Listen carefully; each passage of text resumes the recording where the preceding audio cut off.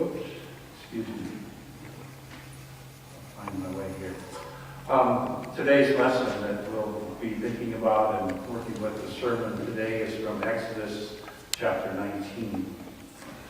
Then Moses went up to God, and the Lord called to him from the mountain, saying, Thus you shall say to the house of Jacob, and tell the Israelites, You have seen what I did to the Egyptians, and how I bore you on winged eagle's wings, and brought you to myself. Now therefore you obey my voice and keep my covenant. You shall be my treasured possessions out of all the peoples. Indeed, the whole earth is mine, but you shall be my priestly kingdom and a holy nation. These are the words that you shall speak to the Israelites. So Moses came, summoned the elders of the people, and set before them all these words that the Lord had commanded him. Then God spoke all these words. I am the Lord your God, who brought you out of Egypt, out of the house of slavery. You shall have no other gods before me. You shall not make of yourself an idol, whether in the form of anything that is in heaven above, or that is in earth below, or that is in the water under the earth. You shall not bow down to them or worship them. For I, the Lord your God, am a jealous God, punishing children for the iniquities of their parents to the third and fourth generation of those who reject me, but showing steadfast love to the thousandth generation of those who love me and keep my commandments. You shall not make wrongful use of the name of the Lord your God, for the Lord will not acquit anyone who misuses his name. Remember the Sabbath day and keep it holy. For 6 days you shall labor and do your work. But the seventh day is the Sabbath to the Lord your God. You shall not do any work. You, your son or your daughter, your male or female slaves, your livestock, or the alien residents in your towns. For on the sixth day the Lord made heaven and earth, the sea, and all that is in them, but rested the seventh day. Therefore the Lord blessed the Sabbath day and consecrated it. Honor your father and mother, so that your days may be long in the land of the Lord your God has given you. You shall not murder. You shall not commit adultery. You shall not steal. You shall not bear false witness against your neighbor. You shall not covet your neighbor's house. You shall not covet your neighbor's wife, or male or female slave, or ox, or donkey, or any that belongs to your neighbor. This is the gospel of the Lord. Praise to you, Lord. We'll take a deep breath now. A long text. So we've got the rules, right? The rules are set in stone. God says, you shall have no other gods. You shouldn't have idols. You shouldn't murder. You shouldn't steal. It's set in stone. We had some rules in my house, too, when I grew up, right? We all have rules, right? Some of the rules were don't throw a ball in the house. Don't eat food in your room. Finish your chores before you go out to play. I see a lot of nodding heads. Those were some of the rules you had in your house too, right? Excuse me. And as we mature, we find out, well, there's some good reasons about that. You know, balls break things, right? Whether it's a football or a basketball, it still breaks something. Food spoils in the room, and it can really stink up your bedroom, right? And if we've got work to do, sometimes it's hard to play and really enjoy the play when we've got something else that needs to be done. So we kind of learn about rules. And then we've got rules in our country, right? We've got driving rules. I drove up from Cerritos today. I left about 5:45 this morning. And, we got the speed limit rule, right? The stoplight rule, the stop sign rule, and all those kinds of things.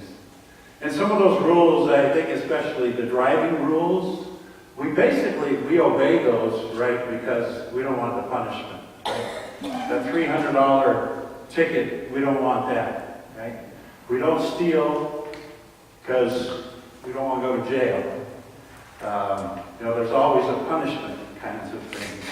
So we think about, this is our view of the rules. And we think about the regulations, and we think about law, and we think about the Ten Commandments in that same way. God has laid down the law for God's people, and God's people ought to fall in line. But the commandments really are about relationship. We remember the story last week. The Israelites have left Egypt, and they are in the wilderness, and they are trapped. And God provides a way out through the Red Sea. And God has been with God's people. God was with God's people in Egypt when they were slaves, certainly. But now they were really feeling God's presence in the wilderness. And God wants to sit them down and talk about this community and this relationship to God.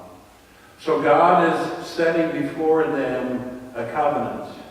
God is setting before them an agreement, a treaty. This is how things are going to go. This is what I expect from you as God's people. And so he starts off and he reminds them, remember that you were slaves in Egypt. We were wanderers and in our faith and looking for God and in the chains of slavery. And now that is over. And I am the God who set you free. I am the God of the universe, the God of the world, who made the heaven and the earth. But I'm the God who set you free as well. So he kind of has this witness. And then there's this obligation, right? If you obey my voice and my covenant, so it's kind of setting the standards, kind of talking about an oath and what it means to be part of this community. And then God makes this promise. You shall be my treasured possessions of all the peoples of the world. You shall be a priestly kingdom and a holy nation. Think of this as God and God's people entering into an agreement. Kind of an oath or a vow. And when I say those words, right, you think of a marriage, or a soldier says, I solemnly swear that I will support and defend the U.S. Constitution against all of our enemies. Or a wedding vow, I promise to love and to cherish you. Even in our church, we talk about the commitment and the oath of baptism. And the parents promise to bring their child up in the church and teach them the Ten Commandments and to know what God is about. And in confirmation, we make the commitment again, and we make that oath, and we agree to those same things, to go to communion, to be a part of the community, and we make an oath to God. So that's the first thing we need to remember. So many times we see the Ten Commandments, we see them posted somewhere, right? And even in government buildings or in a park or different places. And it looks like it's a list of rules and obligations. And we think of this time when Moses and God are standing before the people of God. And it's a back and forth. It's actually like the wedding vows or the baptismal vows. where the congregation would respond, yes, I will, or I do, with the help of God. So it's a conversation, and it's out of God's love and out of God's commitment to us as God's people. We come together. So we think of this as a loving commitment, a loving place. And we might ask the question, what is love? I think there have been a lot of songs written about that, right? What is love? What is love? And we think about the emotions of love. When we first fall in love with somebody, we want to spend a lot of time with them. We want to do everything for them. We feel so good when we're with them, and there's all these emotions around love. And that's great. That's wonderful, and it's a great feeling, and all of those kinds of things. But we know through the Bible also there are actions involved in the love, right? Jesus says to love one another, to love your neighbor as yourself. Our pastor growing up, Jeff and I, we grew up in Huntington Beach at the Grace Lutheran Church, and Paul Johnson was the pastor there. And he talked about love being not an emotion, but a motion, an action. So that's what God sets before us today. God's love, His law, protects us in the Ten Commandments. It's about loving one another. It's about loving God. The first toward God. The beginning, the first commandments talk about how to love God, how to be in relationship with God. And the last 6 are about how to be in relationship with one another. The first commandments, they're about that relationship to God's people. God says, remember, I brought you out of Egypt. I'm the number one resource. I'm the number one person to go to. God says, nothing should come before me. Put me first.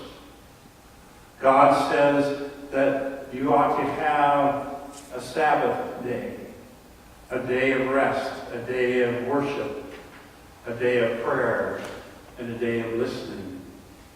A day of worship when we come to gather, and we do that here on Sunday mornings, right?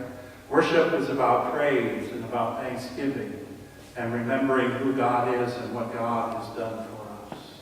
Prayer is about taking time to talk to God. If you want to have a relationship, you've got to talk to one another, right? And listening, reading the scriptures, and being in front of God and hearing what God has to say. God sets it down as 1/7 of our week, right? If we really think about it. One day out of a week. 1/7 of our time ought to be spent with the God that we want to have a relationship with. The last 6 are about our relationship to one another. About stealing and killing and all of those kinds of things.